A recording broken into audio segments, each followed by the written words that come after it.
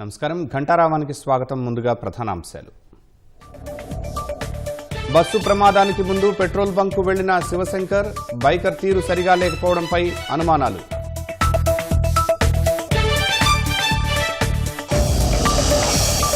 ఆసుపత్రి నుంచి డిశ్చార్జ్ అయిన బస్సు ప్రమాద క్షతగాత్రులు, మృతుల గుర్తింపునకు శరవేగంగా DNA పరీక్షలు.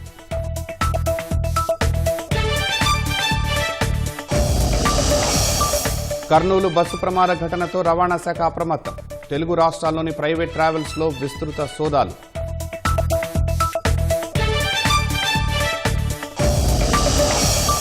రెండో రోజు కస్టడీకి నకిలీ మద్యం కేసు ప్రధాన నిందితులు జోగి రమేష్తో జనార్దన్ రావుకున్న సంబంధాలపై ఆరా.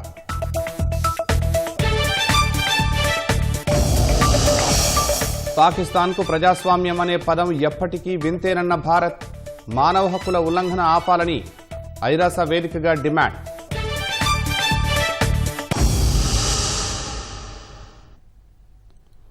కర్నూలు శివారు చిన్నటేకూరు వద్ద జరిగిన బస్సు ప్రమాద ఘటనలో మృతుల గుర్తింపు ప్రక్రియ కొనసాగుతోంది. ఇప్పటికే 16 మంది మృతుల బంధువుల నమూనాలు సేకరించారు. వీటిని మృతదేహాల నమూనాలతో పాటు విజయవాడలోని ఫోరెన్సిక్ ల్యాబ్కు DNA టెస్ట్ కోసం పంపించారు. మరో 2 బంధువులు నేరుగా విజయవాడ ల్యాబ్కు రానున్నారు. DNA టెస్ట్లో సరిపోలిన మృతదేహాలను బంధువులకు అప్పగించనున్నారు. ఈ ప్రక్రియను 2-3 రోజుల్లో పూర్తి చేయనున్నట్లు అధికారులు తెలిపారు. క్షతగాత్రులు అందరూ ఆసుపత్రి నుంచి డిశ్చార్జ్ అయ్యారు. మరొకరు మాత్రమే చికిత్స పొందుతున్నారు. కర్నూలు సమీపంలోని చిన్నటేకూరు వద్ద శుక్రవారం తెల్లవారుజామున జరిగిన ఘోర బస్సు ప్రమాదంలో మృతి చెందిన ద్విచక్ర వాహనదారుడు శివశంకర్ సీసీ కెమెరా విజువల్స్ బయటకొచ్చాయి. ప్రమాదానికి ముందు కర్నూలు ప్రజానగర్కు చెందిన శివశంకర్ మరో యువకుడితో కలిసి జాతీయ రహదారి వద్ద ఉన్న ఓ పెట్రోల్ బంకు వద్దకు పెట్రోల్ కోసం వెళ్లినట్లు దృశ్యాల్లో కనిపిస్తోంది. ఈ దృశ్యాలు ప్రస్తుతం సామాజిక మాధ్యమాల్లో వైరల్గా మారాయి. మృతుడు శివశంకర్తో మరో యువకుడు ఉండడంతో ఆ యువకుడు ఎవరని పోలీసులు దర్యాప్తు చేస్తున్నారు. పెట్రోల్ బంకు వద్ద శివశంకర్ ప్రవర్తించిన తీరు సరిగా లేకపోవడంతో విమర్శలు వినిపిస్తున్నాయి.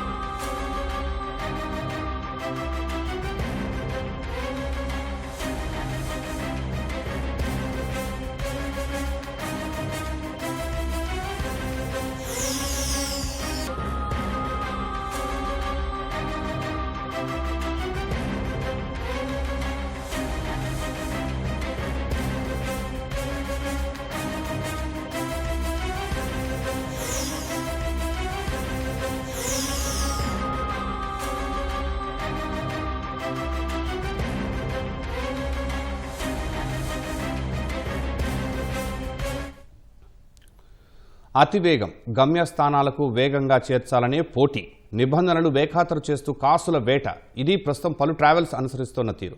బస్సు వేగం గంటకు 80 కిలోమీటర్లు మించకూడదని నిబంధనలు ఉన్నా కనీసం 130 నుంచి 140 కిలోమీటర్ల వేగంతో దూసుకుపోతాయి. స్పీడ్ గవర్నెన్స్లను తొలగించి మరీ దూసుకుపోతున్న వైనం చూసి చూడనట్లు వ్యవహరిస్తున్న రవాణా శాఖ ఫలితంగా కర్నూలు తరహా ఘటనలు పునరావృతమవుతున్నాయి. ఏటా ఎంతో మంది ప్రాణాలు కోల్పోతున్నా పట్టించుకోకపోవడంతో ఘటనలకు ఎండ్ కార్డ్ పట్టం లేదు. మోటారు వాహన చట్టం ప్రకారం వాణిజ్య వాహనాల కేటగిరీ కింద వచ్చే వాహనాల వేగం గరిష్టంగా గంటకు 90 కిలోమీటర్లకు మించి ఉండకూడదు. ఈ మేరకు స్పీడ్ లాకింగ్ అంటే స్పీడ్ గవర్నెన్స్ ను ఏర్పాటు చేసుకోవాలి. ఆర్టీసీ సూపర్ లగ్జరీ బస్సుల్లో గరిష్టంగా 80 కిలోమీటర్లు, ఏసీ బస్సులకు 90 కిలోమీటర్ల వేగం వరకు మాత్రమే ప్రయాణించేలా స్పీడ్ లాకింగ్ ఉంటుంది. అంతకుమించి డ్రైవర్ వేగంగా వెళ్లేందుకు అవకాశం ఉండదు. మోటారు వాహనాల నిబంధనల ప్రకారం ప్రైవేటు ట్రావెల్స్ బస్సుల్లో కూడా దీన్ని ఖచ్చితంగా అమలు చేయాల్సి ఉన్నా పట్టించుకోకుండా నిబంధనలు బేఖాతరు చేస్తూ ప్రజల ప్రాణాలు తీస్తున్నాయి పలు ప్రైవేట్ ట్రావెల్స్. గంటకు 130 నుంచి 140 కిలోమీటర్ల వేగంతో ప్రయాణిస్తున్నాయి. ఫలితంగా అదుపు తప్పి ప్రమాదాల పాలై ప్రయాణికుల ప్రాణాలు తీస్తున్నాయి. 2 తెలుగు రాష్ట్రాల మధ్య ఇక్కడి నుంచి పొరుగు రాష్ట్రాలకు అన్ని రూట్లలో తిరిగే ప్రైవేటు ట్రావెల్స్ బస్సులు వాయువేగంతో దూసుకెళుతూ ప్రయాణికుల భద్రతను గాలికొదిలేస్తున్నాయి. డ్రైవర్ ఏ చిన్న పొరపాటు చేసినా ప్రయాణికుల ప్రాణాలు పోతాయని తెలిసినా ఏమాత్రం బాధ్యతగా వ్యవహరించడం లేదు. నిత్యం ఎక్కడో ఒకచోట ట్రావెల్స్ బస్సులు ప్రమాదానికి గురవుతూనే ఉన్నాయి. ఇందుకు అతివేగమే ప్రధాన కారణం.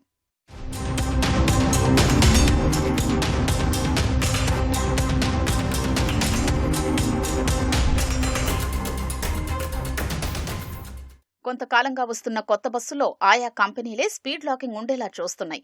ప్రైవేట్ ట్రావెల్స్ నిర్వాహకులు ఈ స్పీడ్ లాకింగ్ ను తొలగించి బస్సులు వేగంగా దూసుకెళ్లేలా ప్రోత్సహిస్తున్నారు. ఫిట్నెస్ పరీక్షలకు రవాణా శాఖ కార్యాలయానికి ఆ బస్సును తీసుకెళ్లినప్పుడు మాత్రం స్పీడ్ లాక్ ను అమర్చి ఎఫ్సీ పొందుతారు. ఆ తర్వాత మళ్లీ వాటిని తొలగిస్తున్నారు. సాధారణంగా గంటకు 90 నుంచి 100 కిలోమీటర్ల వేగం దాటితే బస్సు ఏమాత్రం డ్రైవర్ నియంత్రణలో ఉండదు. గంటకు 130 నుంచి 140 కిలోమీటర్ల వేగంతో బస్సు వెళుతున్నప్పుడు రోడ్డుపై దూరంగా ఏదైనా వాహనం నిలిచిపోయినా దగ్గరకు వెళ్లే వరకు తెలీదు. ఇంతలో బస్సు కంట్రోల్ తప్పి ఢీకొడుతుంది. ఎవరైనా ఆకస్మికంగా రోడ్డుపైకొచ్చినా తప్పించే పరిస్థితి ఉండదు. కర్నూలు ఘటనలోనూ ఇదే తరహా జరిగినట్లు అధికారులు అనుమానిస్తున్నారు. గత 3 ఏళ్లలో ఏపీలో ప్రైవేటు బస్సులకు ప్రమాదాలు జరిగి వందల సంఖ్యలో మరణించారు. 2022లో 336 ప్రమాదాలు జరగ్గా 179 మంది చనిపోయారు. 2023లో 318 ప్రమాదాల్లో 161, 2024లో 402 ప్రమాదాలు జరగ్గా 202 మంది చనిపోయారు. మన రోడ్స్ మీద ఒక ఇంటెలిజెంట్ ట్రాన్స్పోర్ట్ ట్రాకింగ్ సిస్టమ్ లేదు.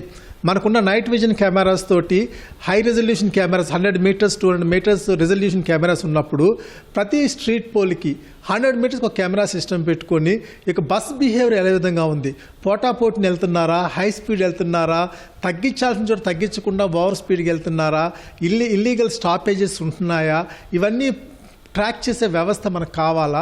మా ఖర్చు అయితే 10,000 కూడా కాదండి. ఒక 100 మీటర్స్ 200 మీటర్స్కి అటువంటి వ్యవస్థ పెట్టుకున్న రోజున డ్రైవర్ యొక్క సైకాలజీ బిహేవియర్ ప్యాటర్న్ ట్రాక్ చేసిన రోజున ప్రతి ఒక్కరు ప్రాపర్గా డ్రైవింగ్ చేస్తారని నా ఉద్దేశము. ఇక్కడ సిటీలో ఉండే కంజెషన్ని, సిటీలో ఉండే డిలేని బేస్ పెట్టుకొని ఒక హై స్పీడ్గా వెళ్తున్నాడు అంటే ఖచ్చితంగా వెహికల్ని మనం ట్రాక్ చేసే వ్యవస్థ మనకు ఉండాలా. వెహికల్ యొక్క behavioural patterns both physical and psychological, which is footprinting by the driver, should be properly tracked అండి. అది ఖచ్చితంగా ఇది వాస్తవము. హై స్పీడ్ కారిడార్స్ మీద ఇష్టం వచ్చిన స్పీడ్స్ వెళ్ళడం ద్వారా, అంటే మనకి 80 km/h వెళ్ళాల్సింది 120, 180, 160 కిలోమీటర్స్ వెళ్తున్నారంటే ఆ వెహికల్స్ మనం ట్రాక్ చేయడం లేదు. నిరంతరం రోడ్లపై ఉంటూ తనిఖీలు చేస్తూ వాయువేగంతో దూసుకుపోయే వాహనాల్ని పట్టుకోవలసిన రవాణా శాఖ నిర్లక్ష్యంగా వ్యవహరిస్తోందనే ఆరోపణలు సర్వత్రా వినిపిస్తున్నాయి. ప్రయాణికుల ప్రాణాలతో చెలగాటమాడుతున్న ప్రైవేటు ట్రావెల్స్ విషయంలో రవాణా శాఖ చూసి చూడనట్లుగా వ్యవహరిస్తోంది. రాత్రి వేళల్లో హైవేలపై ఎంత వేగంతో ఈ బస్సులు ప్రయాణిస్తున్నాయనేది పట్టించుకోవటం లేదు. నిబంధనలకు మించి అతివేగంతో వెళ్లే బస్సులకు 2,000 జరిమానా విధించడంతో పాటు డ్రైవర్ లైసెన్స్ను సస్పెండ్ చేయొచ్చు. ఇందుకు స్పీడ్ గన్స్ ద్వారా ఆయా బస్సుల వేగాన్ని గుర్తించాల్సి ఉంటుంది. అయితే రవాణా శాఖ వద్ద జిల్లాకు 1 చొప్పున మాత్రమే స్పీడ్ గన్స్ ఉన్నాయి. వీటిలో సగం కూడా పనిచేయటం లేదు. దీంతో చూసి చూడనట్లు వ్యవహరిస్తున్నారనే ఆరోపణలొస్తున్నాయి. ఇప్పటికైనా ఈ తరహా వ్యవహారాలకు చెక్ పెట్టేలా చర్యలు తీసుకోవాల్సిన అవసరం ఉంది. కర్నూలు బస్సు ప్రమాదంలో గాయపడిన క్షతగాత్రులకు ఆసుపత్రిలో చికిత్స కొనసాగుతోంది. మరింత సమాచారం మా ప్రతినిధి శ్యామ్ ప్రత్యక్ష ప్రసారం ద్వారా అందిస్తారు.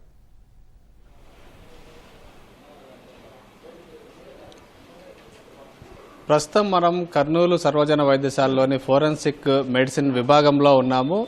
దీనికి సంబంధించి మరిన్ని విషయాలు మనతో మాట్లాడడానికి forensic medicine HOD doctor Sai Sudheer గారు ఉన్నారు. సార్ నమస్తే. నిన్న మీరే దగ్గరుండి మొత్తం శవ పంచనామాలన్నీ కూడా నిన్న 19 డెడ్ బాడీస్కి పూర్తి చేశారు. ఈ డెడ్ బాడీస్కి సంబంధించిన ఇప్పటి వరకు అప్డేట్స్ ఏమున్నాయి? సో ఉన్నతాధికారుల ఆదేశాల మేరకు అక్కడ ఒక టెంపరీ మార్చరీ క్రియేట్ చేసుకొని 19 బాడీలను మనము బస్ నుంచి వాటిని రిట్రీవ్ చేసుకొని సార్ మనం అక్కడ మార్చరీలోని అన్ని శవాలను కూడా మనము టీమ్స్గా ఫామ్ అయిపోయి, టీమ్స్లో నేను, బ్రహ్మాజీ గారు, నాగార్జున గారు, హరీష్ గారు, తర్వాత సురేఖ మేడం, సాహిల్, మా పీజీస్ టీమ్స్గా ఫామ్ అయ్యి 19 బాడీలకు పోస్ట్మార్టం ఎగ్జామినేషన్ స్పాట్లోనే చేయడం జరిగింది. అక్కడి నుంచి మనము మనకు అవైలబుల్ ఉన్న డిఎన్ఏ శాంపుల్స్ టిష్యూస్ అన్నింటినీ బోన్స్ కానీ మజిల్ టిష్యూ కానీ టీత్ కానీ కలెక్ట్ చేసేసి వాటిని అన్నింటినీ భద్రపరిచి మనం తిరిగి పోస్ట్మార్టం అనంతరం ఆ బాడీలన్నింటినీ మనం మార్చికి షిఫ్ట్ చేయడం అయింది. వాళ్ళ బంధువులు వచ్చి వాటిని గుర్తించిన తర్వాత వరకు వాటిని భద్రపరచాల్సిన బాధ్యత ఉంది కాబట్టి సో వాటిని భద్రపరచడం అయిపోయింది. సో నిన్న రాత్రి దానికి సంబంధించిన నివేదికలన్నీ కూడా తయారు చేసేసి ఆ పోస్ట్మార్టం రిపోర్ట్స్ శాంపుల్స్ అన్నీ పోలీసు వాళ్ళకి హ్యాండ్ ఓవర్ చేశాము నిన్న మిడ్నైట్. సో నిన్నటి నుంచి కొంతమంది రక్త బంధువులు రావడం మొదలుపెట్టారు. సో సూపరింటెండెంట్ గారి ఆధ్వర్యంలో ఈ ఎఫ్ఎస్ఎల్ వాళ్ళ స్టాఫ్ సహకారంతో సో వచ్చిన బంధువుల నుంచి రక్త నమూనాలను సేకరించడము, ఆ నమూనాలన్నింటినీ ఈ శాంపుల్స్తో పాటు మనము మంగళగిరి ఫారెన్సిక్ సైన్స్ ల్యాబొరేటరీకి పంపించడం జరిగింది. అక్కడ మనము క్రాస్ మ్యాచ్ చేసిన తర్వాత మనకు ఏవైతే సూట్ అవుతున్నాయో వాళ్ళ బంధువులను గుర్తించేసి పోలీస్ శాఖ ద్వారా ఆ బంధువులకు మనము ఈ బాడీలన్నింటినీ అప్పచెప్పడం జరుగుతుందండి. సార్, ఈ రక్త సంబంధికులకు సంబంధించిన డిఎన్ఏ నమూనాలు ఇప్పటి వరకు ఎంతమంది కలెక్ట్ చేశారు, ఇంకా ఎంతమంది తీసుకోవాల్సి ఉంది? సూపరింటెండెంట్ ఆఫీస్ నుంచి వచ్చిన ఇన్ఫర్మేషన్ మేరకు ఇప్పటికి 16 మంది శాంపుల్స్ అయితే కలెక్ట్ చేసి పంపించారు సార్ నిన్న మిడ్నైట్ 2-3 వరకు. సో ఒక ఇద్దరు బంధువులు, ఒకరు ఒరిస్సా అండ్ బీహార్ అని అంటున్నారు, వాళ్ళని డైరెక్ట్గా మంగళగిరికే రమ్మన్నట్లు సమాచారం, టైం వేస్ట్ కాకుండా. సో వాళ్ళు శాంపుల్ ఇచ్చిన ఒక 48 గంటల లోపల వాళ్ళ శాంపుల్స్ తీసుకొని డిఎన్ఏ నమూనాలను వాళ్ళు క్రాస్ మ్యాచ్ చేసుకొని కన్ఫర్మ్ చేసేదానికి అవకాశాలు ఉన్నాయి. సార్, ఇవి డిఎన్ఏ టెస్టులు ఎప్పట్లోగా పూర్తయ్యే అవకాశం ఉంది? డెడ్ బాడీస్ని ఎప్పట్లోగా బంధువులకు అప్పగించే అవకాశం ఉంది? డిఎన్ఏ టెస్ట్ ఇప్పుడున్న పరిస్థితుల్లో రాష్ట్ర ప్రభుత్వమే డైరెక్ట్గా ఇన్వాల్వ్ అయింది కాబట్టి త్వరితగతిన జరుగుతున్నాయి. 48 గంటలు మ్యాక్సిమం టైం అని అనుకుంటున్నాము. సో ఈ 1-2 డేస్లో ఆ బాడీస్ అన్నింటినీ మనము వాళ్ళకు అప్పచెప్పచ్చండి. సో ఒకవేళ ఏదన్నా ట్రేస్ చేయలేకపోతే దాన్ని భద్రపరిచే అవకాశాలు అయితే మనకున్నాయి. కొన్ని రోజులైనా మనము మన మార్చిలో వాకిన్ కూలర్లో వాటిని ప్రిజర్వ్ చేసుకోవచ్చు ఐడెంటిఫై అయ్యేంత వరకు. సార్, ఒక మృతదేహము అన్ఐడెంటిఫైడ్ అని చెప్తున్నారు, గుర్తు చిక్కని మృతదేహం అని చెప్తున్నారు కదా. ఆ మృతదేహము మగ వ్యక్తిదా లేకపోతే ఆడ వ్యక్తిదా, దాన్ని ఏదైనా నిర్ధారించడానికి ఏదైనా అవకాశం ఉందా? డిఎన్ఏ ఫైనల్ సార్, దాంట్లో అన్నీ వస్తాయి. అది మగవాళ్ళకు సంబంధించిందా, ఆడవాళ్ళకు సంబంధించిందా, ఎంత వయసు ఉండొచ్చు, ఎవరితో అది సరిపోతున్నాము. సో మనకు ఒక వ్యక్తికి సంబంధించిన పూర్తి సమాచారం మనకు దాంట్లో వచ్చేస్తుందండి. సార్, నిన్న మీరు శవపంచనామాలో ఒక బైక్ ద్విచక్ర వాహనం మీద వెళ్ళినటువంటి వ్యక్తి ప్రమాదానికి కారణమైనటువంటి వ్యక్తి అని చెప్పి శివశంకర్ అనే వ్యక్తికి సంబంధించి ఆ మృతదేహానికి కూడా శవపంచనామా పూర్తి చేశారా? దాంట్లో ఎట్లాంటి రిజల్ట్ వచ్చింది? పోస్ట్మార్టం ఫైండింగ్లో మనకు తలకు బలమైన గాయం తగలడం వల్ల అతను చనిపోయినట్లుంది. వేరే శరీరం మీద అయితే పెద్ద మేజర్ ఇంజరీస్ అయితే ఏమీ లేవు. తర్వాత అతని నుంచి కూడా ఏమైనా అతను మద్యం సేవించినాడా లేదా వేరే ఏమైనా ఉందా లేదా అని కనుక్కునే దానికోసం మనం అతని నుంచి కూడా నమూనాలను సేకరించి ఫారెన్సిక్ సైన్స్ ల్యాబొరేటరీకి కెమికల్ అనాలిసిస్కు పంపించడం జరిగిందండి.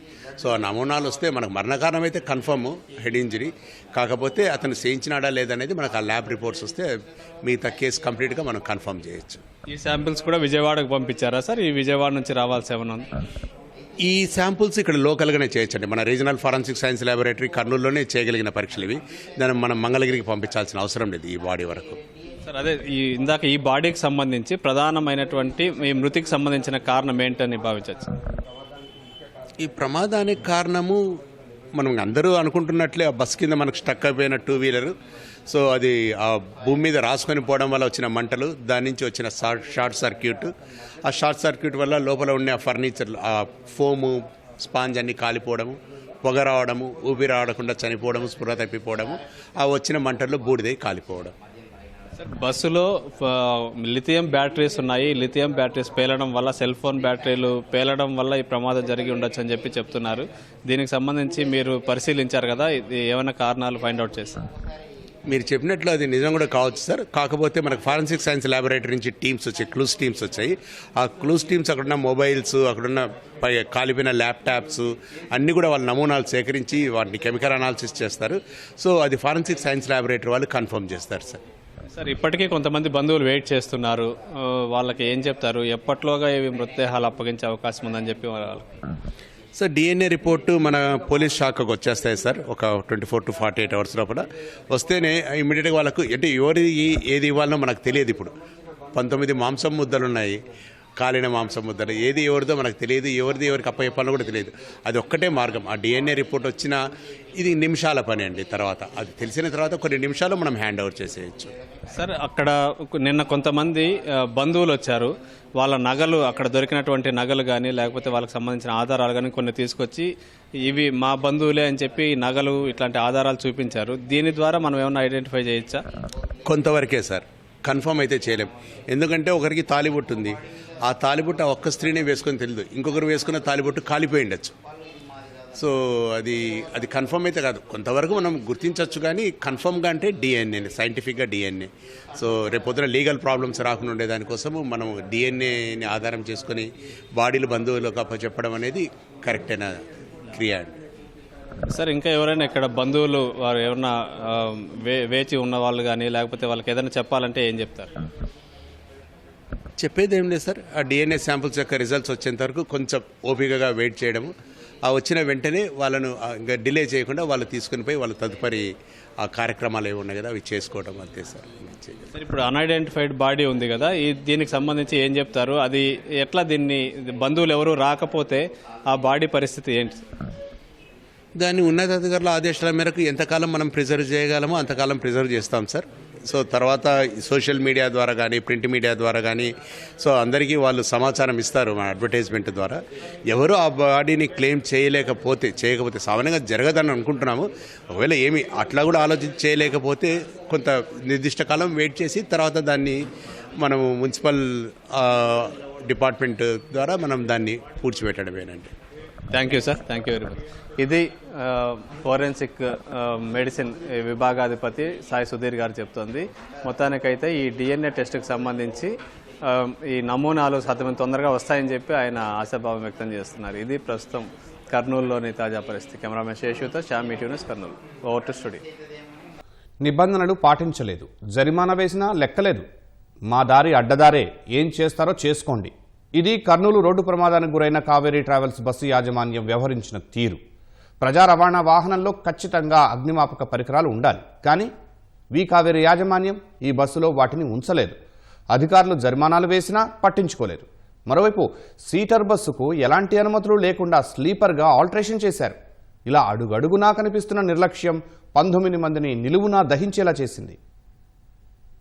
కర్నూలు బస్సు ప్రమాదానికి నిర్లక్ష్యపు మంటలే కారణమైంది. యాజమాన్యం నిబంధనలు పట్టించుకోకపోవటం వల్లే నిండు ప్రాణాలు బలయ్యాయి. కేంద్ర ప్రభుత్వ మార్గదర్శకాల ప్రకారం ప్రతి ప్రజా రవాణా వాహనంలో తప్పనిసరిగా అగ్నిమాపక పరికరాలు ఉండాలి. అయితే వాటిని ఏర్పాటు చేయకుండా వేమూరి కావేరీ ట్రావెల్స్ బస్సు యాజమాన్యం నిబంధనల్ని తుంగలో తొక్కింది. అగ్నిమాపక పరికరాలు లేవని గతంలో అధికారులు 2 సార్లు జరిమానా విధించారు. అధికారుల ఆదేశాల్ని బస్సు యాజమాన్యం బేఖాతరు చేసింది. ఏమవుతుందిలే చూసుకుందామన్నట్లు వ్యవహరించింది. ఫలితంగా బస్సు నిలువునా తగలబడి 19 మంది సజీవ దహనమయ్యారు.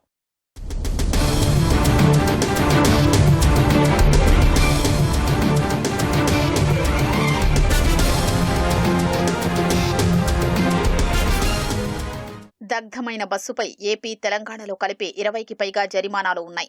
ఈ బస్సు నిబంధనలు ఉల్లంఘించిందని గతేడాది సెప్టెంబర్ నుంచి ఈ ఏడాది జూలై వరకు రవాణా శాఖ అధికారులు 5 సార్లు జరిమానాలు వేశారు. గతేడాది సెప్టెంబర్ 20న నెల్లూరులో రవాణా శాఖ అధికారులు ఈ బస్సు తనిఖీ చేసినప్పుడు రోడ్డుకు అడ్డంగా బస్సు నిలపడం, డ్రైవర్ యూనిఫామ్ ధరించకపోవడంతో జరిమానా వేశారు. ఈ ఏడాది మే 16న కాకినాడ జిల్లా కృష్ణవరం వద్ద రవాణా శాఖ అధికారులు తనిఖీ చేశారు. అగ్నిమాపక పరికరాలు లేవని, ఎదుటి వాహనాల డ్రైవర్ల కళ్లపై ప్రభావం చూపేలా నిబంధనలకు విరుద్ధంగా ఎక్కువ వోల్ట్స్ ఉండే హెడ్లైట్స్ వాడుతున్నారని జరిమానా విధించారు. జూన్ 11న శ్రీకాకుళం జిల్లా కుశలపురంలో ఈ బస్సును తనిఖీ చేయగా అప్పటికీ అగ్నిమాపక పరికరాలు ఏర్పాటు చేయలేదు. దీంతో మరోసారి జరిమానా వేశారు. జూన్ 13న శ్రీకాకుళంలోని తిలక్ నగర్ కాలనీ వద్ద తనిఖీ చేసినప్పుడు రహదారి భద్రత నిబంధన ఉల్లంఘించి రోడ్డుకు అడ్డంగా బస్సు నిలపడంతో అపరాధ రుసుము వేశారు. జూలై 4న ఏలూరు జిల్లా బొమ్మలూరు వద్ద తనిఖీ చేయగా అధిక వోల్ట్స్ ఉండే హెడ్లైట్స్ వినియోగిస్తున్నారని, ప్రయాణికుల జాబితా లేదని గుర్తించి జరిమానా విధించారు. ఈ 5 జరిమానాల్లో 1 చెల్లించారు. ఇంకా 4 జరిమానాలు కలిపి 6,935 చెల్లించాల్సి ఉంది. మరోవైపు ఈ బస్సుపై నిబంధనల ఉల్లంఘనలకు సంబంధించి తెలంగాణలో 16 చలాన్లు పెండింగ్లో ఉన్నాయి. వీటికి సంబంధించి 23,120 జరిమానా చెల్లించాల్సి ఉంది. బస్సులో అగ్నిమాపక పరికరాలు లేవని రవాణా శాఖ అధికారులు 2 సార్లు జరిమానాలు విధించినప్పుడే యాజమాన్యం స్పందించి ఉంటే ప్రయాణికుల పలువురుల ప్రాణాలు దక్కేవి. బస్ కింద బైక్ ఇరుక్కుని మంటలు వ్యాపించినప్పుడు అగ్నిమాపక పరికరం ఉంటే ఆ మంటల్ని నియంత్రించి ప్రయాణికుల్ని రక్షించే అవకాశం ఉండేది. ఇవి లేకపోవడంతో మంటలు శరవేగంగా వ్యాపించి ప్రాణాలు తీశాయి. ఇప్పుడు ఎలర్ట్ అయినా కూడా బయటకు రాని పరిస్థితిలో సెకండ్స్లో నిమిషాల్లో కాలిపోతున్నారంటే దాంట్లో వాడుతున్న మెటీరియల్, దాంట్లో వాడుతున్న ఫైర్ ప్యాసిఫైయర్స్ లేకపోవడము, ప్రతి సీట్ దగ్గర ఫైర్ ప్యాసిఫైయర్ పెట్టాలా, తర్వాత ఫైర్ క్విక్గా మూవ్ కాకుండా ఉండే వ్యవస్థని మనం ఖచ్చితంగా పెట్టుకోవాలా, స్మోక్ సకింగ్ డివైసెస్ పెట్టుకోవాలా, తర్వాత ఈ యొక్క మానిటరింగ్ వ్యవస్థ, క్యాలిబ్రేటివ్ వ్యవస్థ, ఎంత స్పీడ్లో వెళ్తున్నాడు, ఎక్కడెక్కడ బ్రేక్స్ వేస్తున్నాడు, దాని చుట్టూ ఉన్న విసినిటీ ఏంటి, డ్రైవర్ యొక్క రియాక్టివ్నెస్ని డిస్ప్లే చేసే వ్యవస్థ ఖచ్చితంగా ఉండాలా, బ్లాక్ బాక్స్ అనేది ఈ రోజున బస్సెస్ ఖచ్చితంగా పెట్టాలని, ఫెసిలిటీస్ ఖచ్చితంగా ఇవ్వాలని, మూడోది ఆటోమేటిక్గా ఫెసిలిటీ ఏ విధంగా ఉపయోగించుకోవాలనేది అవేర్నెస్ అనేది ఖచ్చితంగా ఈ యొక్క ప్యాసింజర్స్కి ఇవ్వాలనేది నా ఉద్దేశం. బస్సు రిజిస్ట్రేషన్ వ్యవహారం కూడా సరిగ్గా రాజుగారి 7 చేపల కథలా ఉంది. ఇది DD01 N9490 రిజిస్ట్రేషన్ నంబర్తో ఉంది. అంటే కేంద్రపాలిత ప్రాంతం దమన్ దీవ్లో రిజిస్ట్రేషన్ అయిందని అర్థం. కానీ రిజిస్ట్రేషన్ సర్టిఫికెట్లో ఒడిశాలోని రాయగడ చిరునామా ఉంది. బస్సుకు బీమా ఒంగోలులో చేయించారు. మొత్తంగా చూస్తే ఈ బస్సుకు 3 చోట్ల రిజిస్ట్రేషన్ మారినట్లు తేలింది. బస్సుని 2018లో మే 2న కొని ఆగస్టు 8న తెలంగాణలోని మేడ్చల్ RDO కార్యాలయంలో రిజిస్ట్రేషన్ చేయించారు. అప్పట్లో ఇది సీటర్ బస్సు. తెలంగాణ, ఏపీలో బస్సుల ఆల్టరేషన్ కు అనుమతించడం లేదు. దీంతో తెలంగాణ నిరభ్యంతర పత్రం తీసుకుని 2023 ఏప్రిల్ 26న దమన్ దీవ్లో రిజిస్ట్రేషన్ చేశారు. హోమ్ ట్యాక్స్ తక్కువగా ఉండడంతో దమన్ దీవ్లో NOC తీసుకుని ఈ ఏడాది ఏప్రిల్ 29న ఒడిశాలోని రాయగడ RDO కార్యాలయంలో రిజిస్ట్రేషన్ చేయించారు. వి కావేరీ ట్రావెల్స్ యాజమాన్యానిది ఒంగోలు అయితే దాని యజమాని వేమూరి వినోద్ కుమార్ అని రాయగడలోని సాయి లక్ష్మీనగర్ చిరునామా చూపించి బస్సుకు రిజిస్ట్రేషన్ చేయించుకున్నారు.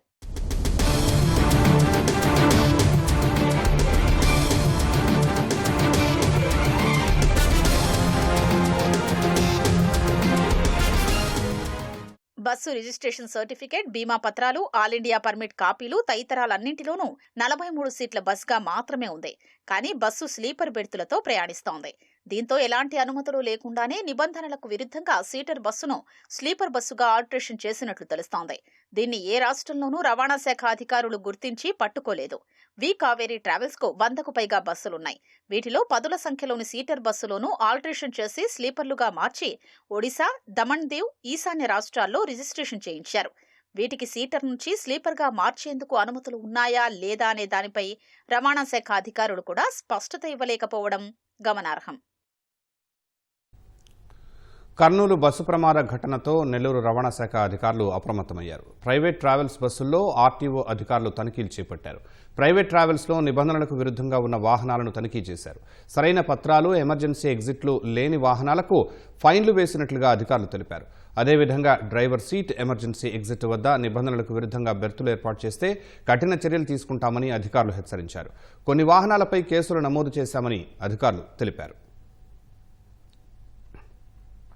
మరోవైపు తెలంగాణలోనూ రవాణా శాఖ అధికారులు అప్రమత్తం అయ్యారు. నిబంధనలకు విరుద్ధంగా తిరుగుతున్న బస్సులపై కొరడా ఝుళిపిస్తున్నారు. హైదరాబాద్ ఎల్బీ నగర్లోని చింతలకుంట వద్ద RTA అధికారులు తనిఖీలు నిర్వహించారు.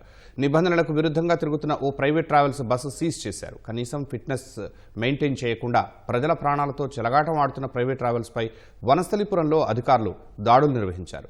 నిబంధనలను ఉల్లంఘించిన 4 ప్రైవేట్ ట్రావెల్స్ బస్సులపై కేసు నమోదు చేశారు. దాసరి ట్రావెల్స్ బస్సు వెనకాల భాగంలో తుప్పు పట్టి కనిపించడంతో బస్సుపై కేసు నమోదు చేసి ప్రయాణికులను దింపేశారు. రాజేంద్రనగర్, గగన్ పహాడ్ వద్ద ట్రావెల్స్ బస్సులను అధికారులు తనిఖీ చేశారు. బస్సులో ఫైర్ సేఫ్టీ, మెడికల్ కిట్లను పరిశీలించారు. నిబంధనలు పాటించని 5 ట్రావెల్స్ బస్సులపై కేసులు నమోదు చేసి ఓ బస్సును సీజ్ చేశారు.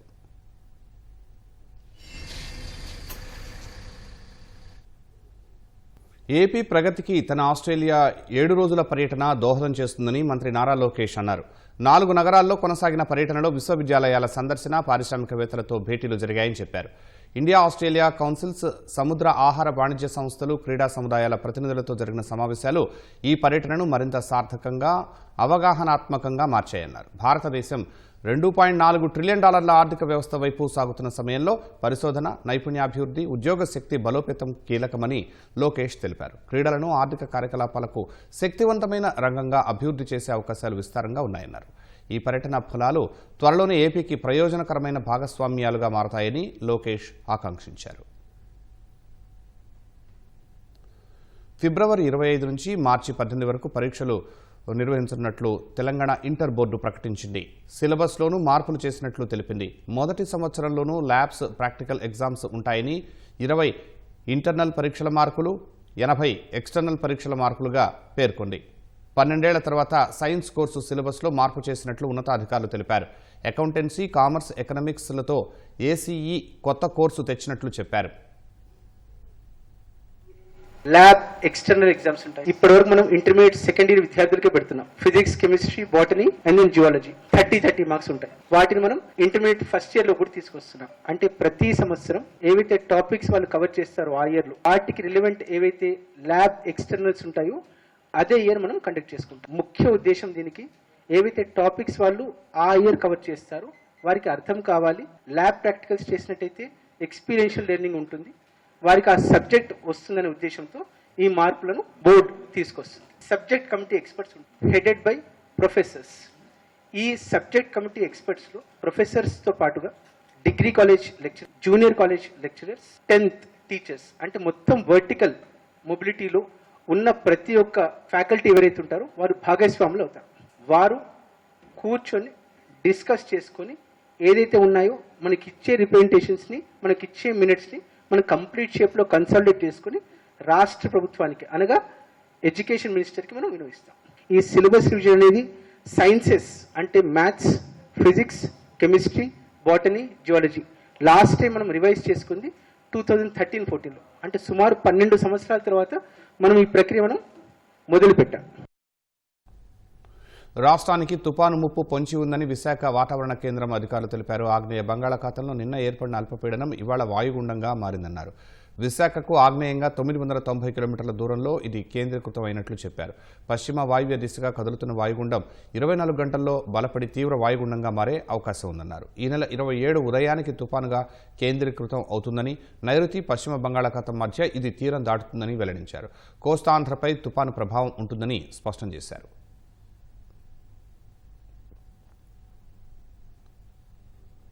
మరింత సమాచారం మా ప్రతినిధి ఆదిత్య పవన్ అడిగి తెలుసుకుందాం. ఆదిత్య పవన్, వాయుగుండంకు సంబంధించి మీ దగ్గర ఉన్న తాజా సమాచారం ఏంటి? ఆగ్నేయ బంగాళాఖాతంలో వాయుగుండం ఏర్పడింది. ఇది పశ్చిమ వాయు దిశగా కదులుతోంది. ఇది మరింత బలపడి 27వ తారీఖు సోమవారం నాడు తుఫాన్గా మారే అవకాశం ఉంది. ప్రస్తుతం దాని యొక్క గమనాన్ని మనం పరిశీలించినట్లయితే ప్రస్తుతం ఇది ఆగ్నేయ బంగాళాఖాతంలో వాయుగుండం ఏర్పడింది, వాయుగుండంగా ఉంది. రాగల 24 గంటల్లో కూడా ఇది పశ్చిమ వాయు దిశగా ప్రయాణం చేసి ఈ సమీపంలో తుఫాన్గా మారే అవకాశం ఉంది. ప్రస్తుతం అయితే దీని ప్రభావం ఎక్కువగా కనిపించే అవకాశం ఉంది. అయితే రాగల 24 గంటల్లో కూడా భారీ ఈదురుగాలు ఈరోజు సాయంకాలం నుంచి కూడా ఈదురుగాలు ప్రారంభమవుతాయి. ఈ ప్రాంతంలో ఈ తెల్లవారుజామున వాయుగుండంగా ఏర్పడింది. ఇది ఆగ్నేయ బంగాళాఖాతం.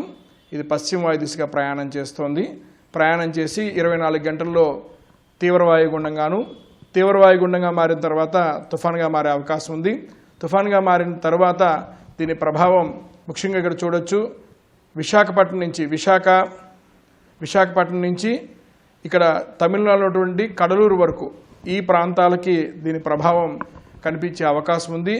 తుఫాన్గా మారిన తర్వాత ఈ సాయంకాలం నుంచి కూడా బలమైన ఈదురుగాలులు ఉండే అవకాశం స్పష్టం చేస్తున్న ప్రస్తుతం మనం చూడొచ్చు. ఒకవేళ 27వ తారీఖు ఉన్న పరిస్థితిని వాతావరణ అధికారులు, వాతావరణ సంబంధించినటువంటి అధ్యయన నిపుణులు ఒక అంచనాకైతే వచ్చారు. 27వ తారీఖు తుఫాన్గా మారినప్పుడు ఉండే పరిస్థితి ఇక్కడ ఒరిస్సాలోని భువనేశ్వర్ దగ్గర నుంచి తమిళనాడులోని కడలూరు వరకు కూడా ఈ ప్రభావం కనిపిస్తుంది.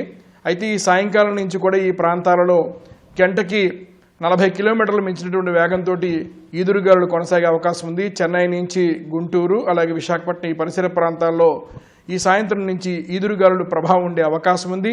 ముఖ్యంగా తుఫాను ఏర్పడిన తర్వాత 27వ తారీఖు ఉదయం ఇది తుఫాన్గా మారే అవకాశం ఉంది.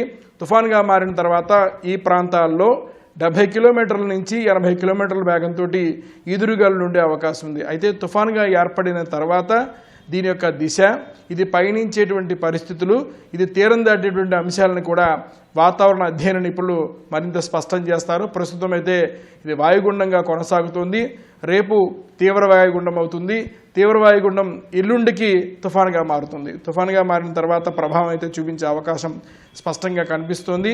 అలాగే మరొక అంశం చూసుకున్నట్టయితే ఇక్కడ అరేబియా సముద్రంలో కూడా ఒక వాయుగుండం కొనసాగుతుంది. ఇక్కడ బంగాళాఖాతంలో ఇక్కడ వాయుగుండం ఉంటే అరేబియా సముద్ర ప్రాంతంలో ఇక్కడ వాయుగుండం ఉంది. ఈ ప్రభావం వల్ల కర్ణాటక, మహారాష్ట్ర, గుజరాత్ ప్రాంతాలకి ఇక్కడ ప్రభావం చూపిస్తోంది. బంగాళాఖాతంలో ఏర్పడినటువంటి వాయుగుండం వల్ల తమిళనాడు, ఆంధ్రప్రదేశ్, ఒరిస్సా ఈ రాష్ట్రాలకి ప్రభావం చూపిస్తుంది. ఒక రకంగా చూసుకుంటే భారతదేశంలో సగ భాగానికి ఇటు అరేబియా సముద్రము, ఇటు బంగాళాఖాతం సముద్రము, ఈ రెండు సముద్రాల్లో కూడా వాయుగుండాలు కొనసాగి తుఫానుగా మారేటువంటి ప్రభావం కనిపిస్తుంది. ఫలితంగా భారతదేశంలో సగభాగం వరకు మహారాష్ట్ర దగ్గర నుంచి ఒరిస్సా, ఆంధ్రప్రదేశ్, తెలంగాణ, కర్ణాటక, కేరళ, తమిళనాడు ఈ రాష్ట్రాలన్నింటిలో కూడా రాగల 3 రోజుల్లో కూడా వాతావరణ ప్రభావం చాలా ఇటు వాయుగుండాలు కొనసాగే అవకాశాలు కనిపిస్తున్నాయి. ముఖ్యంగా ఈ సాయంకాలం నుంచి కోస్తాంధ్ర తీరం వెంబడి వాయుగుండ ప్రభావం స్పష్టమవుతుంది. ప్రస్తుతం అయితే ఏ విధమైన గాలులు లేవు. ఉత్తర కోస్తాలో అయితే వాతావరణం పొడిగా ఉంది. దక్షిణ కోస్తాలో కొన్ని ప్రాంతాల్లో భారీ వర్షాలు పడుతున్నాయి. కానీ సాయంత్రం నుంచి మాత్రం ఈ వాయుగుండ యొక్క ప్రభావం కనిపించే అవకాశం ఉంది. ఈ రాత్రి నుంచి కూడా తీరం వెంబడి దక్షిణ కోస్తా ప్రాంతాల్లో తీరం వెంబడి గంటకు 40 కిలోమీటర్లు మించినటువంటి వేగంతో ఈదురుగాలులు ఉంటాయి. రేపు ఈ ఈదురుగాలుల ప్రభావం రేపు మరింత పెరుగుతుంది, తీవ్ర వాయుగుండంగా మారుతుంది. కాబట్టి ఎల్లుండ సోమవారం మాత్రం తుఫానుగా మారే అవకాశం ఉన్న కారణం చేత విశాఖపట్నం నుంచి నెల్లూరు వరకు, ఆంధ్రప్రదేశ్లో తీసుకుంటే విశాఖపట్నం నుంచి నెల్లూరు వరకు ఉన్న తీర ప్రాంతంలో గాలుల ప్రభావం 60 కిలోమీటర్లు మించినటువంటి వేగంతో ఈదురుగాలు ఉండే అవకాశం ఉంది. ప్రస్తుతం అయితే విశాఖపట్నానికి ఆగ్నేయంగా ఈ యొక్క ఆగ్నేయ ప్రాంతంలో వాయుగుండం ఉంది. అది మరింత పశ్చిమ వాయు దిశగా ప్రయాణం చేస్తుంది. ప్రస్తుతం అయితే విశాఖపట్నానికి ఆగ్నేయంగా ఉంది 990 కిలోమీటర్లు. చెన్నైకి కూడా చెన్నైకి అభిముఖంగా కొనసాగుతుంది, 1000 కిలోమీటర్ల దూరంలో ఉంది. రాను రాదు ఇది పశ్చిమ వాయు దిశగా ప్రయాణం చేసి మరింత తీరానికి దగ్గర అవుతుంది. అయితే తుఫానుగా మారిన తర్వాత ఈ ప్రభావం ఎక్కువ కనిపించే అవకాశం ఉంది. ఒకసారి తుఫానుగా మారిన తర్వాత ఆ తుఫానుకి ఒక పేరును కూడా అధికారులు పేరు పెడతారు. అలాగే తుఫానుగా మారిన తర్వాత దాని యొక్క గమనం, ముఖ్యంగా భూమి మీద ఉండే వాతావరణం, సముద్రంలో ఉన్నటువంటి ఉష్ణోగ్రత, ఈ రెండింటినీ కూడా అంచనా వేసి ఎక్కడ తీరం దాడుతుంది అనేటువంటి ఒక సంకేతాన్ని కూడా అధికారులు చాలా స్పష్టంగా వ్యక్తపరుస్తారు. ప్రస్తుతం అయితే వాయుగుండంగా కొనసాగుతుంది. మరో 48 గంటల్లో తుఫాను ప్రభావం ఆంధ్రప్రదేశ్ మీద కనిపించేటువంటి అవకాశం ఉంది. కెమెరా పర్సన్ సురేష్తో ఆదిత్య పవన్, విశాఖపట్నం. అల్పపీడన ప్రభావంతో గత కొద్ది రోజులుగా ప్రకాశం జిల్లాలో ఎడతెరిపి లేకుండా వర్షాలు కురుస్తున్నాయి. గిద్దలూరులోని నల్లమల్ల అటవీ ప్రాంతంలో కురుస్తున్న వర్షాలకు గుండ్లమోటు, సగిలేరు వాగులు ఉధృతంగా ప్రవహిస్తున్నాయి. వర్షం లేక ఎండిపోయి ఉన్న వాగులు ఇప్పుడు జోరుగా పారుతున్న వర్షపు నీటితో జలకళను సంతరించుకున్నాయి. తాగునీటికి ఇబ్బంది ఉండదని, పంటలు వేసుకోవడానికి కూడా మంచి సమయంలో వర్షం కురిసిందని స్థానిక ప్రజలు ఆనందం వ్యక్తం చేస్తున్నారు.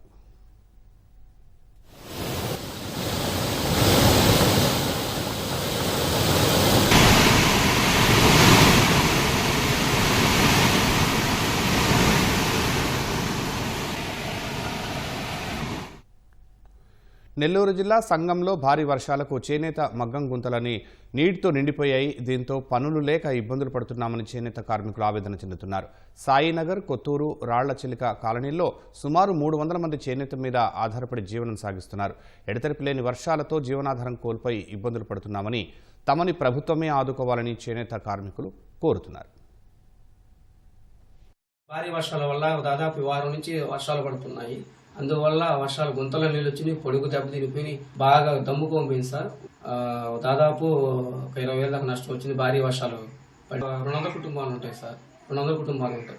వారం నుంచి మా పని చేయలేదు, అల్లులు పట్టుకోలేము, ఇంకా ఏమీ ఇబ్బంది అయిపోతుంది. వారం నుంచి భారీ వర్షాల వల్ల పొడుగు, జరి, చీరలు, నేసిన చీరలు ఒక 5 చీరల దాకా బూజు పట్టిపోయి ఉన్నాయి సార్. అవి ఆదుకోవాలి. మాకు దాదాపు ఒక 20,000 నుంచి 30,000 దాకా నష్టం వచ్చింది. ఈ పొడుగు నష్టపోయినాం, జరి నష్టపోయినాం, పొట్టు కొద్దిగా బూజు పట్టిపోయింది, పాగలు బూజు పట్టిపోయినాయి. మీరు ఆదుకోవాలి సార్. వరుసగా కురుస్తున్న వర్షాల ధాటికి తమ పరిస్థితి దారుణంగా మారిందని ఉరవకొండ నియోజకవర్గ రైతులు వాపోయారు. పులికి గడేకలలో జాతీయ రహదారిపై మొక్కజొన్న దిగుబడులను ఆరబెట్టగా 4-5 రోజులుగా కురుస్తున్న వర్షాలకు తడిసిపోయాయని ఆవేదన వ్యక్తం చేశారు. కొన్ని చోట్ల మొలకలు వచ్చాయన్నారు. ప్రస్తుతం మార్కెట్లో క్వింటా ధర 2,000 ఉండగా తడిసిన దిగుబడిని కొనేందుకు ఎవరూ ముందుకు రావటం లేదన్నారు. 5 మండలాల్లో 6,000 ఎకరాలకు పైగా పంట సాగు చేశామన్న రైతులు ఎకరాకు సగటున 25,000 చొప్పున పెట్టుబడి పెట్టామన్నారు. కనీసం పెట్టుబడులు వచ్చేలా లేవని ప్రభుత్వమే తమను ఆదుకోవాలని విజ్ఞప్తి చేశారు. నేను 9 ఎకరాలు సాగు చేసింటిని. కోత పోసిన తర్వాత వర్షం వస్తుంది. అవన్నీ నానిపోయి కలర్ రంగు మారి మొలకలు ఎత్తి చాలా నష్టం జరిగింది. 2 నూర్లు 13 నూర్లు ఇట్లా అడుగుతున్నారు. దానికి చాలా నష్టం వస్తుంది. కొనేవాళ్ళు కూడా లేరు, మార్కెట్ సౌకర్యం కూడా లేదు. దానికి దయించి ప్రభుత్వం ఆదుకోవాలని కోరుతున్నాం. 4 రోజుల నుండి వాన వచ్చి నష్టపోతున్నాము. చేతికి వచ్చింది 150 అయిపోయింది. వాటికంటే అటు అడుగుతున్నారు. మీరే దయచేసి ఏమన్నా చూడవాలి. మళ్ళకొచ్చినాయన్ని చాలా ఇబ్బంది పడుతున్నాం. 4 రోజుల నుండి ఒకటే వానే పేరు తీసేది, ఆరేసుకునే తలకి వాన వస్తుంది. రాష్ట్ర వ్యాప్తంగా నాగుల చవితి పర్వదినాన్ని భక్తులు భక్తి శ్రద్ధలతో జరుపుకుంటున్నారు. తెల్లవారుజాము నుంచే పలు ఆలయాలు భక్తులతో కిక్కిరిశాయి. కార్తీక మాసం కావడంతో దీపాలు వెలిగించి పుట్టల్లో గుడ్లు పాలు పోసి నాగేంద్ర స్వామికి ప్రత్యేక పూజలు నిర్వహించారు. ఎన్టీఆర్ జిల్లా నందిగామ, జగ్గయ్యపేటలోని శివాలయాలు, నాగేంద్ర స్వామి ఆలయాల్లో ప్రత్యేక పూజలు చేశారు. గుంటూరు జిల్లా పెదనందిపాడులోని నాగులపాడు ఆలయం భక్తులు కిటకిటలాడింది. సుబ్రహ్మణ్య స్వామికి పాలు పోసి నైవేద్యాలు సమర్పించారు. స్వామివారిని దర్శించుకునేందుకు వచ్చిన భక్తులు రోడ్లపై బారులు తీరారు. ప్రకాశం జిల్లా ఎర్రగొండపాలెంలో మహిళలు పుట్టల వద్దకు పెద్ద సంఖ్యలో చేరుకుని పసుపు కుంకుమలతో ప్రత్యేక పూజలు చేశారు. బాపట్ల జిల్లా అద్దంకిలోని పోలేరమ్మ అమ్మవారి ఆలయం వద్ద మహిళలు పుట్టకు పూజలు నిర్వహించారు. విశాఖ జిల్లా భీమునిపట్నం మండలం పాతమూలకుద్దులోని గోస్తని నదిలో యువకుడు గల్లంతయ్యాడు. చిల్లా శ్రీను అనే యువకుడు నాగుల చవితి పూజా వస్తువులు తీసుకుని గోస్తని నదిలోకి దిగాడు. భారీ వర్షాలకు వరద ఉధృతంగా ప్రవహిస్తుండటంతో నీటి ప్రవాహానికి యువకుడు కొట్టుకుపోయాడు. గల్లంతైన యువకుడి కోసం మత్స్యకారులు, పోలీసులు బోట్ల సాయంతో గాలింపు చర్యలు చేపట్టారు. తిరుమల శ్రీవారికి విరాళాలు సమర్పించే భక్తుల సంఖ్య భారీగా పెరుగుతోంది. కూటమి ప్రభుత్వం అధికారంలోకి వచ్చాక 11 నెలల కాలంలో టీటీడీ పరిధిలోని వివిధ ట్రస్టులకు 918.59 కోట్ల రూపాయల విరాళాలు అందాయి. అత్యధికంగా ఎస్పీ అన్నప్రసాదం ట్రస్టుకు అధిక మొత్తంలో విరాళాలు సమకూరగా తరువాతి స్థానంలో శ్రీవాణి ట్రస్ట్ నిలిచింది. ఎస్పీ ఆరోగ్య వరప్రసాదిని, ఎస్పీ ప్రాణదానం ట్రస్ట్, ఎస్పీ గో సంరక్షణ విద్యాదానం ట్రస్ట్ ఇలా వివిధ ట్రస్టులకు విరాళాలు ఇస్తున్న భక్తుల సంఖ్య గణనీయంగా పెరిగింది. కూటమి ప్రభుత్వం అధికారంలోకి వచ్చాక తిరుమల శ్రీవారికి విరాళాలు అందజేస్తున్న భక్తులను సముచితంగా గౌరవించడంతో పాటు తగిన రీతిలో వసతి సౌకర్యాలు కల్పిస్తుండటంతో టీటీడీ ట్రస్టులకు విరాళాలు పోటెత్తుతున్నాయి. నేరుగా తిరుమలకు వచ్చి విరాళాలు అందజేస్తున్న భక్తుల సంఖ్య భారీగా పెరిగింది. మునుపెన్నడూ లేని రీతిలో కూటమి ప్రభుత్వం అధికారంలోకి వచ్చాక 11 నెలల కాలంలో టీటీడీ నిర్వహణలో ఉన్న ట్రస్టులకు 918.59 కోట్ల రూపాయల విరాళాలు సమకూరాయి. అన్నదానం, శ్రీవాణి ట్రస్టులకు భక్తులు భారీగా విరాళాలు అందిస్తున్నారు. కూటమి ప్రభుత్వం అధికారంలోకి వచ్చాక అన్నప్రసాదాల వితరణ భారీగా పెరిగింది. గతంలో నెలకు 60 లక్షల మందికి అన్నప్రసాద వితరణ చేస్తుండగా కూటమి ప్రభుత్వం అధికారంలోకి వచ్చాక ఆ సంఖ్య 1,30,00,000కు చేరింది. శ్రీవాణి ట్రస్ట్ నిధులను పురాతన ఆలయాల జీర్ణోద్ధరణతో పాటు గిరిజన ప్రాంతాల్లో నూతన ఆలయాల నిర్మాణానికి వినియోగిస్తున్నారు. టీటీడీ ట్రస్టులకు సమకూరుతున్న విరాళాలను వినియోగించడంలో కూటమి ప్రభుత్వం పారదర్శక విధానాలు పాటించడంతో భక్తుల నుంచి ఆదరణ లభిస్తోంది. తాము అందజేస్తున్న విరాళాలు సద్వినియోగం అవుతున్నాయన్న భావనతో దాతలు అధిక సంఖ్యలో ముందుకు వస్తున్నారు. 11 నెలల కాలంలో వివిధ ట్రస్టులకు 918 కోట్ల రూపాయలు సమకూరాయి. ఎస్వి అన్నప్రసాదం ట్రస్టుకు 338.8 కోట్ల రూపాయలు, శ్రీవాణి ట్రస్టుకు 252.83 కోట్లు, శ్రీ బాలాజీ ఆరోగ్య వరప్రసాదిని స్కీమ్కు 97.97 కోట్లు, ఎస్వి ప్రాణాధార ట్రస్టుకు 66.53 కోట్లు, ఎస్వి గో సంరక్షణ ట్రస్టుకు 56.77 కోట్లు, ఎస్వి విద్యాదాన ట్రస్టుకు 33.47 కోట్లు, బర్డ్ ట్రస్టుకు 30.02 కోట్లు, ఎస్వి సర్వశ్రేయాస ట్రస్టుకు 20.46 కోట్లు, ఎస్వి వేద పరిరక్షణ ట్రస్టుకు 13.87 కోట్లు, ఎస్విబిసికి 6.29 కోట్లు, స్విమ్స్ కు 1.52 కోట్లు దాతల నుంచి విరాళాలు అందాయి. 11 నెలల కాలంలో ఆఫ్లైన్ ద్వారా 339.20 కోట్ల రూపాయలు, ఆన్లైన్ ద్వారా 579.38 కోట్లు టీటీడీ ట్రస్టులకు విరాళాల రూపంలో సమకూరాయి.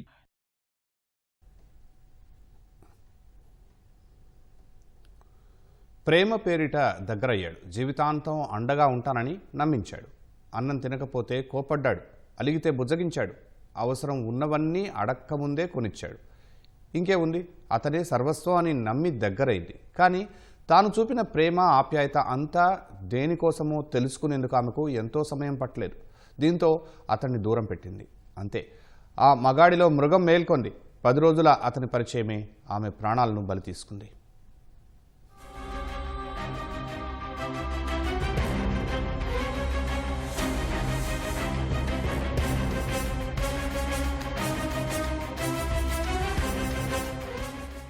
ఎన్టీఆర్ జిల్లా కొండపల్లికి బతుకు తెరువు కోసం మణి కుటుంబం వచ్చి స్థిరపడింది. 15 ఏళ్ల క్రితమే భర్తను కోల్పోయిన ఆమెకు నా అన్నవాళ్లు ఎవరూ లేరు. స్థానిక పారిశ్రామికవాడలోని ఓ సంస్థలో రోజూ కూలీగా పనిచేస్తోన్న ఆమెపై ఓ మృగాడు కన్నేశాడు. యూపీకి చెందిన తిమల్ నిసాద్ ఆమెతో పరిచయం పెంచుకున్నాడు. పనిచేసే చోట రోజూ మాట్లాడుతూ ఆమె ఫోన్ నంబర్ సంపాదించాడు. ఆ తర్వాత గంటల తరబడి ఫోన్లో మాట్లాడుతూనే ఉండేవాడు.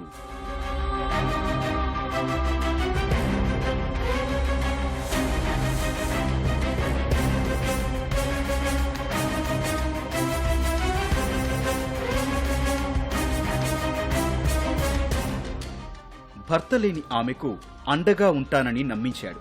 అవసరానికి అన్నీ తీసుకొస్తూ ఎంతో ప్రేమ ఒలకబోశాడు. కేవలం 10 రోజుల్లోనే ఆమెకు అత్యంత దగ్గరైన తిమల్ పథకం ప్రకారం ఆమె ఇంటికి రావడం ప్రారంభించాడు. ఆ తర్వాత ఆమెకు శారీరకంగా దగ్గరయ్యాడు. జీవితాంతం తోడుంటానని, పెళ్లి కూడా చేసుకుంటానంటే ఆ ఒంటరి మహిళ నమ్మింది.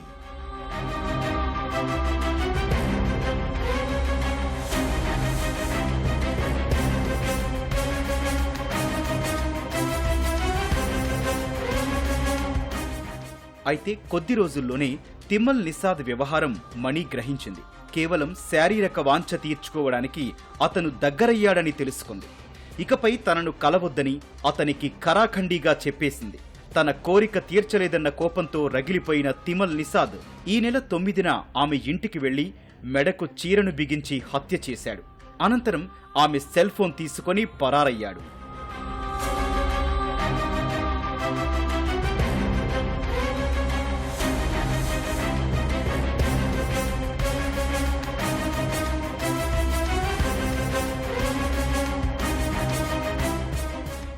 తొలుత ఆత్మహత్యగా భావించి కేసు నమోదు చేసుకున్న పోలీసులు వివిధ కోణాల్లో విచారణ చేపట్టారు. ఆమె చనిపోయిన నాటి నుంచి మణికి అత్యంత సన్నిహితంగా మెలిగిన నిసాద్ కనిపించకపోవడంతో పోలీసులకు అనుమానం వచ్చింది. అలాగే మణి ఫోన్ నెంబర్ నుంచి ఎక్కువసార్లు నిసాద్కే కాల్స్ వెళ్లడంతో అతడిని అదుపులోకి తీసుకుని విచారించగా నేరం అంగీకరించినట్లు పోలీసులు తెలిపారు. ఆమె పని పూర్తి చేసుకుని బయటకు వచ్చిన వెంటనే వీడు కూడా బయటకు వచ్చి, కెమాల్ అనే అతను బయటకు వచ్చి ఆమెని ఎప్పటిలాగానే మనం ఈ రోజు కూడా కలుసుకుందామని అడగటం జరిగింది. అడిగితే ఆమె నిరాకరించిందంట. నిరాకరించి అక్కడి నుంచి వెళ్ళిపోయింది. ఇతను కాసేపు ఉన్నాక మళ్ళీ ఆమె దగ్గరికి వెళ్ళి, నేను ఇందాక అడిగాను కదా, మళ్ళీ అడుగుతున్నాను, మన ఇద్దరం ఈ రోజు కూడా కలుసుకుందాం అని చెప్తే ఆమె ఎందుకో అసలు నిరాకరించి ఒప్పుకోలేదు. ఒప్పుకోకపోతే అతని కోపం వచ్చి 2 దెబ్బలు వేయడం జరిగింది. ఆమెని దెబ్బలేస్తే ఆమె అరిచి, నన్ను ఇలా హింసిస్తున్నామని పోలీసులకు కంప్లైంట్ చేసి నీ మీద పోలీస్ కేసు పెడతాను అని చెప్పింది. ఇతను భయపడి, అలా కాదులే, నిన్ను మా సొంత ఊరు తీసుకెళ్ళిపోతాను ఉత్తరప్రదేశ్, అక్కడ మన ఇద్దరం హాయిగా ఉందామో, ఎవరో గొడవ ఉండదని చెప్పడం జరిగింది. దానికి కూడా ఆమె ఒప్పుకోలేదు. ఒప్పుకోకుండా అతనితో సహకరించలేదు. ఇంకతనికి పిచ్చి కోపం వచ్చి గట్టిగా కొట్టడం జరిగింది. తర్వాత ఈమె పోలీస్ కంప్లైంట్ ఇస్తానంటంతో ఇది వరకు ఇతను రావటం, ఈ థర్మా సిలిండర్లో పనిచేయటం, ఇతని గురించి ఆమెకు తెలుసు కాబట్టి ఈమె ఎక్కడ ఇతన్ని పట్టేస్తుందో పోలీసులకి అని చెప్పేసి అతనికి ఆలోచన కలిగి ఇంకా చంపేయాలనే ఉద్దేశంతో ఆమె కట్టుకున్న చీరనే ఆమె పేకేసి నొక్కేసి చంపేశారు. అపరిచితులను నమ్మి మోసపోవద్దని, ముఖ్యంగా పని ప్రదేశంలో మహిళలు చాలా జాగ్రత్తగా ఉండాలని పోలీసులు సూచించారు.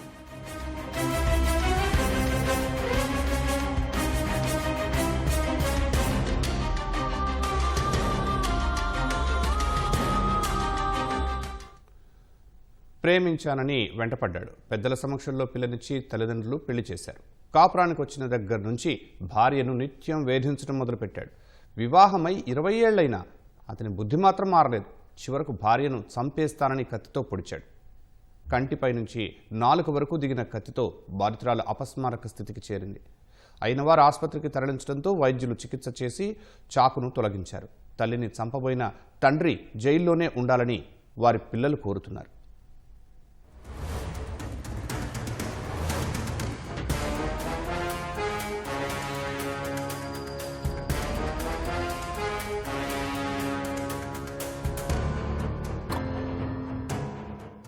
డాక్టర్ బిఆర్ అంబేద్కర్ కోనసీమ జిల్లా పి గన్నవరం మండలం ఊడుమూడి శివారు అడ్డపుంతకు చెందిన పల్లాలమ్మను అదే గ్రామానికి చెందిన నేలపూడి గంగరాజు 20 ఏళ్ల క్రితం ప్రేమించి పెళ్లి చేసుకున్నాడు. వీరికి 2 కుమార్తెలు ఉన్నారు.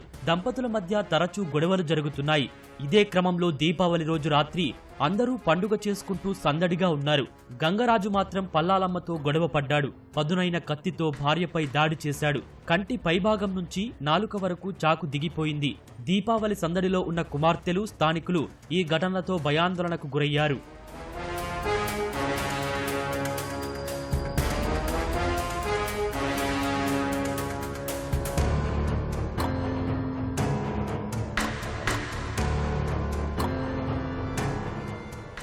తీవ్ర రక్తస్రావంతో అపస్మారక స్థితికి చేరిన పల్లాలమ్మను 108 వాహనంలో అమలాపురంలోని ప్రైవేటు ఆసుపత్రికి, అక్కడి నుంచి కాకినాడ జీజీహెచ్కు తరలించారు. వైద్యులు శస్త్రచికిత్స చేసి చాకును తొలగించారు. పథకం ప్రకారమే తమ తల్లిని చంపేందుకు తండ్రి కత్తితో పొడిచాడని కుమార్తెలు చెబుతున్నారు. తండ్రి నుంచి ప్రమాదం పొంచి ఉందని ఆవేదన వ్యక్తం చేస్తున్నారు.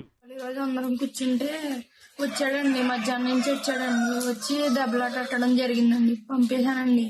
దెబ్బలాట ఎందుకు, నలుగురిలోని మనమే గోళ అనేసి గింటేసి పంపానండి. పంపితే చంపేతాను, బతకనేమో, నేను చంపేసి జైలుకి వెళ్ళిపోతాను అని అన్నాడు. ఇంక మామూలుగా బెదిరిస్తున్నాడేమో అనుకున్నామండి. ఇంకా మా అమ్మ మీద మామూలుగా తిట్టడంతో మా అమ్మ ఎంతకాలం ఇలాగా బాధపడతావు అనేసి మా అమ్మ అందండి.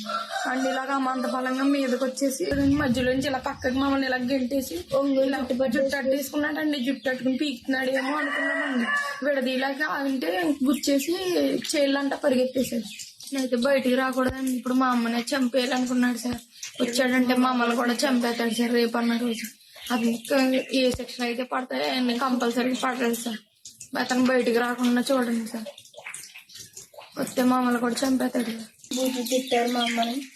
మా అమ్మ ఎంతకాలం భరించాము అన్నది అని వెంటనే మా అమ్మ మేమిద్దరం ఆపాము. ఆపిన వెంటనే మా నాన్న మా అమ్మని చుట్టట్టుకుని మధ్యలో గంటేసి పొడిచేసి పారిపోయారు. మేము పొడిచామని కూడా చూడలేదు. ఘటనపై పి గన్నవరం పోలీసులు హత్యాయత్నం కేసు నమోదు చేశారు. పరారీలో ఉన్న నిందితుడిని అరెస్టు చేసి రిమాండ్కు తరలించారు. షాక్ వచ్చి ఆవిడ యొక్క కన్ను మీద నుంచి గొంతులోకి దూసుకుపోయింది. అంతటి ఇమీడియట్ గా ఆవిడని ఆ బంధువులందరూ కూడా కిమ్స్ హాస్పిటల్ తీసుకుని వెళ్లారు. అనంతరం కాకినాడ జీహెచ్ లో ఆవిడ వైద్యం పొందుతుంది. ఆ రోజు నుంచి అతను పరారీలో ఉన్నాడు. ఈ గంగరాజుని అరెస్ట్ చేసాము. రిమాండ్ పంపించడం జరుగుతుంది. హత్యాయత్నం కేసు కింద కట్టాము. అతను భార్య మీద హత్యాయత్నం ఏం చేశాడని చెప్పి ఈ యొక్క 109 BNS పైగా ఎప్పటి నుంచో హెరాస్ చేస్తున్నాడు భార్యని. దాన్ని నిమిత్తం 85 BNS కింద కేసు కట్టడం జరిగింది. ఇష్టపడి వివాహం చేసుకుని భార్యా బిడ్డల్ని తీవ్ర ఇబ్బందులకు గురిచేసిన నిందితుడు గంగరాజుని కఠినంగా శిక్షించాలని స్థానికులు కోరుతున్నారు.